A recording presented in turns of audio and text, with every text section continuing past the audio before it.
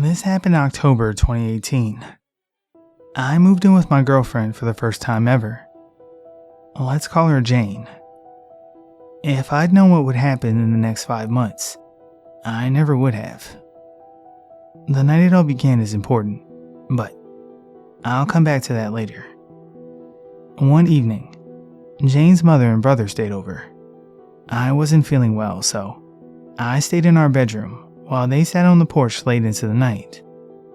At one point, Jane came in to check on me and asked if I needed anything.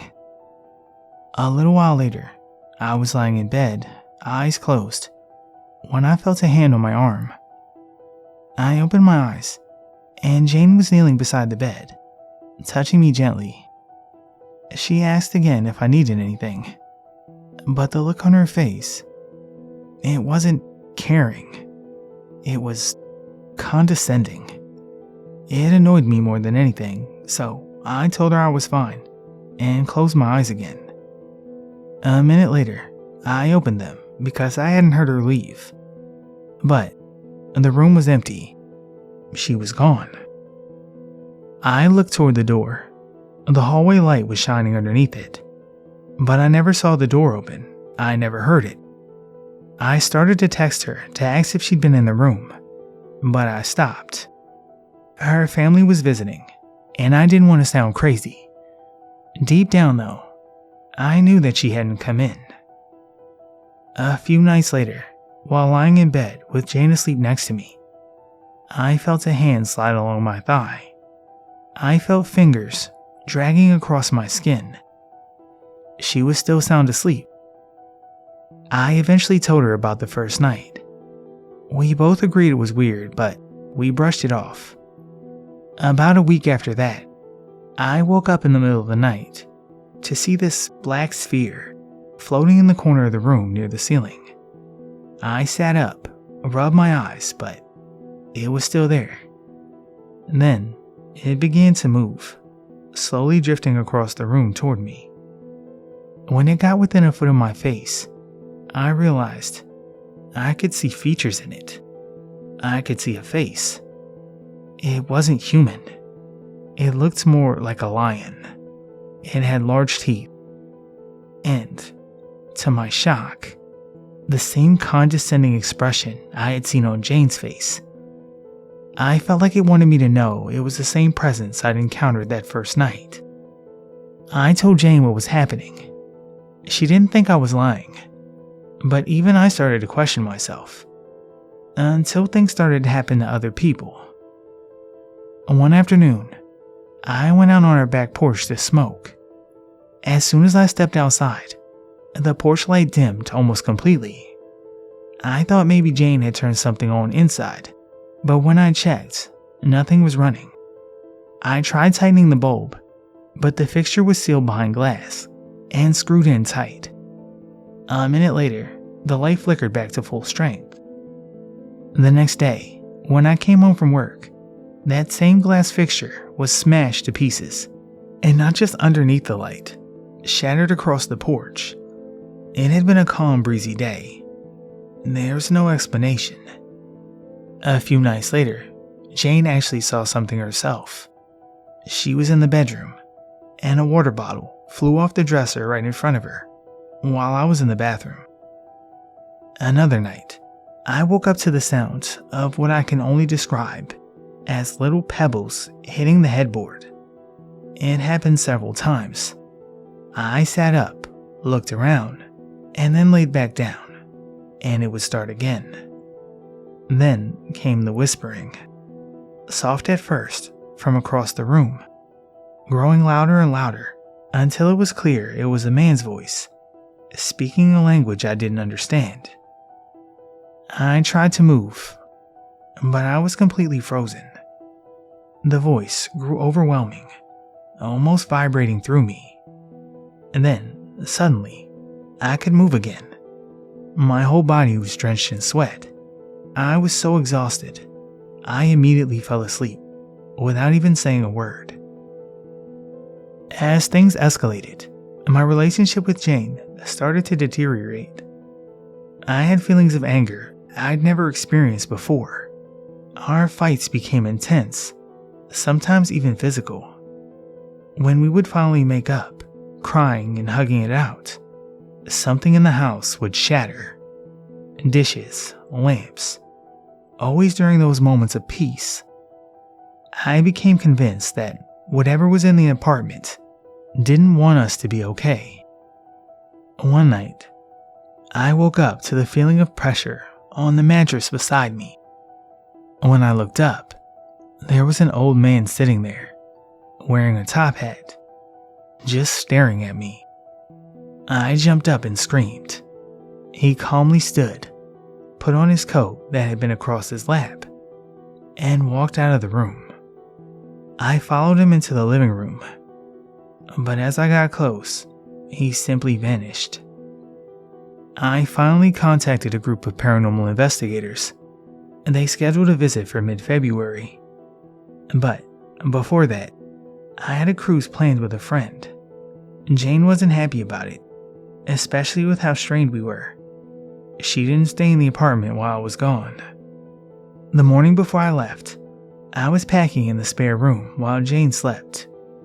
Suddenly, it sounded like an avalanche came from our bedroom. Jane screamed my name. As I ran across the living room, I saw what I can only describe as a wave of energy ripple out of the bedroom. It knocked down everything around it as it moved, like invisible force crashing through the air. When I reached her, she was in tears, and a lamp was broken. That one terrified me more than anything, probably because it happened in broad daylight. During the cruise, everything felt normal, until one night. I woke up to see my friend standing next to my bed. I jumped, and when I did, he woke up from his own bed. He hadn't moved. Later, he told me that right before he woke, he saw a black shadow figure standing beside me. And that was the last strange thing that ever happened. When I got back home, another month went by with no activity. I canceled the investigators. A few months later, I visited a friend of mine who's sensitive to this kind of thing. I'll call her Sarah. As I told her what happened, she suddenly asked, "Was your girlfriend's father an addict?" The question came out of nowhere. I told her yes. He was a heavy alcoholic and drug user. She nodded and said, "And that's where it came from. The energy followed you when you met him." It hit me hard because it made sense. That first night, before everything started, was when I met Jane's family. Her stepdad got drunk and mean, and we all ended up fighting. That same night, her mom and brother came to stay with us. Jane and I eventually broke up. We're on okay terms now, but those 5 months were the darkest time of my life. I came out of it with a completely different perspective on the world, and on whatever's out there that we can't explain.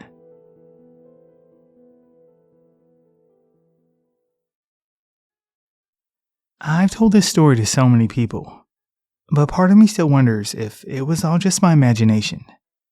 Still, I swear this truly happened. On the night of October 31st, 2015, my Lolo's, that's grandfather and tag-along, birthday. Yeah, I know, it sounds cliche that it happened on Halloween, but here in the Philippines, only the privileged really celebrate with costumes or trick-or-treating. So what I saw that night wasn't some prank. My Lolo lives alone, and since my parents couldn't visit because of work, I decided to go see him myself. Let me describe his place. His house sits at the edge of the subdivision, and right across from it stands this creepy, 5-story abandoned building. I actually used to live there as a kid, and I'd never experienced anything paranormal before. I always thought those stories were just for fun, and that is until this night. When I arrived, Lolo was surprised to see me. He'd completely forgotten it was his birthday. He was happy I came though, and we had dinner together, just something simple that I cooked for him. Around 9 p.m., I went to my favorite spot in the house, the staircase with a window overlooking that old building. I always used to sit there to smoke, and nothing strange had ever happened before. But this night was different. As I was smoking, I noticed a black figure in one of the windows on the 5th floor of the abandoned building. It looked like the shadow of a woman. No details, just a dark shape. But the thing that froze me in place were her eyes. They were glowing red. I felt chills run all the way down my spine. Her body language seemed sad, almost lifeless. But then, slowly, it looked like she turned her head toward me. I swear, I don't even know how to explain it, but I could tell that it smiled. That was it for me. I panicked. I looked away as fast as I could and ran upstairs to my Lolo like a terrified little kid. I told him everything. The shadowy woman, her red eyes, how she looked right at me, how she smiled. He didn't believe me, of course. He said maybe I was just imagining things. And when he went to check the window, of course, there wasn't anything there. Still, I know what I saw. I was too scared to go home that night. I ended up staying there because I couldn't shake the feeling that if I went outside, something terrible would happen. But here's what still haunts me. How could anyone even be up there? That building's been abandoned for years. What was it looking at? Why did she turn her head like she knew I was watching? It's been years since that night, but every time I visit my Lolo, I can't bring myself to sit on that staircase anymore. And I never, ever look toward that building. Because, deep down, I know she's still there. I know she's still watching.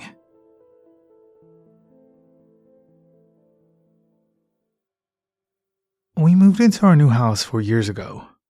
My husband, our 2 kids, an older boy and younger girl, our dog, 2 cats, and myself. It was built in 1980 and sits on 3.5 acres out in farm country. Soy and cornfields all around, with a few neighbors on our side of the road. Mostly, it's been great. We really like the peace and quiet. But weird shit has definitely happened. A little background. We don't believe in gods or demons or angels, but my husband and I have experienced many things we can't explain. My parents' house was basically haunted, and one of the entities had seemingly followed me wherever I've moved my entire life. I consider it protective, and many friends and family have seen or heard it. He looks like a black shadow, sometimes man-shaped, sometimes not. When we moved from our old house, we lived there for 18 years, but the neighborhood went to shit, so we got out.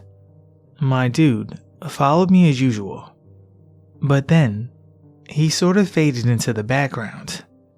Not unusual if my life is going well, but maybe I should have been more concerned. On to the new house. We move in and everything's great, but we started experiencing some activity right away. My sister, dad, husband, and myself all heard banging in the basement, and voices, seemingly male and female. I also had a feeling of being watched through the kitchen window above the sink, and through the window in my son's bedroom. Both windows looked out onto the same spot of the deck outside, but nothing bad happened. So I did a walkthrough and warned anything here that we're fine with company, so long as they don't do things to try to scare us, especially the kids. About 6 months after we moved in is when it started getting weird. First was the smell, or really, stench. It would appear out of nowhere in front of the kitchen sink, and then move back and forth between there and the pantry door. You could literally follow it, and then it would just disappear. It happened most often on Saturday nights, when we'd have family or friends over for drinks, and we'd all be hanging out around the table. I'm a bit of a clean freak, so this seriously pissed me off. It smelled like rotting produce or something dead. It got to the point where my husband and uncle went crawling around the attic and crawl space, looking for dead animals, and they never found anything. And then the dream started. I've had weird dreams and have experienced sleep paralysis before, but these were different. The first one, I thought I was awake. My daughter would sneak into my bed sometimes. She was only 7 when we moved in. Well, I wake up and see my daughter crawling up from the foot of the bed. I told her, "No, you have to go back to bed." She wouldn't look at me. I asked her what's wrong, and she still wouldn't look. At this point, I just fucking know that it's not my kid. I freak out and wake up. Nothing is disturbed, and my daughter is in her bed asleep. It imitated her a few more times, and once my husband. Again, I woke up to find my husband sitting on the edge of the bed with his head in his hands. I freaked out because he works nights, so I thought something bad had happened. I asked him what happened and why he's home. He wouldn't look up. I woke up and flipped out. And of course, he wasn't home. Then came the one where a teenage dead girl crawled out of the wall between my room and the bathroom. There is no more than 6 inches of wall. No way someone could be in there. And then, the worst one. I again thought I woke up. I saw a creature crouched on a big plant stand by my window. The closest thing that I've ever seen that resembled this thing are the aliens in the movie Signs. It was crouching with its knees to its chest, holding onto the edge of the stand, looking right at me, shaking and making this weird chuckling sound. It got to the point where I'd realize I was having one of these dreams, and I would try to wake myself up, to the point where I would bang my head against the wall, knock shit over, and pull the curtains down. In many of these dreams, I'd feel almost drugged. When I'd wake up, nothing would be disturbed, not even my blanket. In October, the dreams had just started, and the stenchy smell had been happening since summer. My husband and the kids went out to buy pumpkins for Halloween, and I stayed home. I was watching TV and got up to get a snack when the smell appeared again. I flipped the fuck out. I started screaming that whatever was causing the smell had to get out. I screamed and cussed at it for about 45 minutes, just going off about how this is my house, to get out, to stop fucking with my dreams, etc.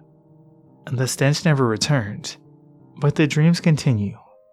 I think it just got more subtle. The following year, our dog, an 8-year-old boxer, started having seizures. He ended up dying of a massive seizure right in front of the kitchen sink, in the exact spot that the stench would appear. He acted like something scary was coming at him, backed up in the corner of the cabinets, fell down, and died right there. I was devastated. At present, I still get the occasional weird dream. Also, I'll get disturbing images when I close my eyes to sleep. When it happens, I try to shut it down. I imagine a giant door or a gate slamming down, and I tell it to fuck off. The latest thing has been this string of shitty luck. It started in August. Just stupid shit, like my phone dying. I get a new phone, and that phone dies too. And I started having trouble with my car. I take it to get fixed. A new thing breaks down. It happens, so I figure it's just time to get a new car. I start getting obsessed with getting a new car, like frantic about it. We were waiting on a bonus check, and as soon as we got it, we planned on going to get a car that Monday. Well, and then it snowed.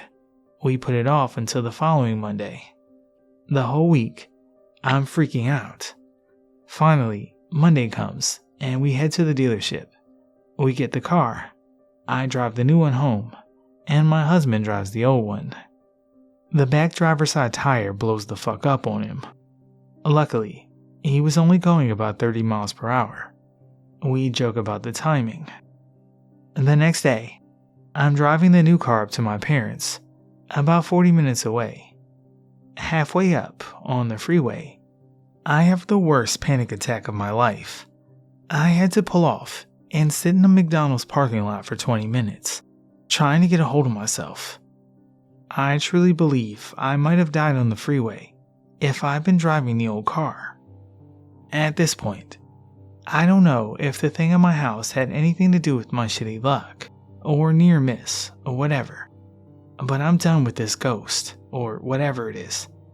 We have an old friend who is an official shaman in his tribe. He's an indigenous Alaskan. He's going to cleanse our house, property, and me specifically. I just wanted to add one more thing. The day we moved into this house, January 22nd, was the anniversary of a major battle during the French and Indian War in this area. It happened at like 1 a.m. And that's the time I wake up on many nights, especially after having some of the strange dreams that I still occasionally have. I found this out looking up the history of our property.